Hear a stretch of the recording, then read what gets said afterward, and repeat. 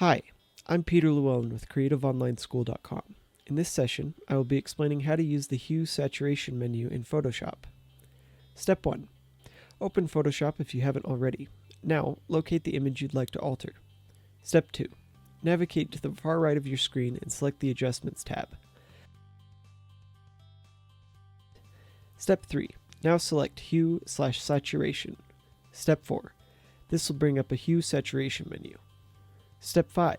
You can adjust saturation by moving the sliders left and right.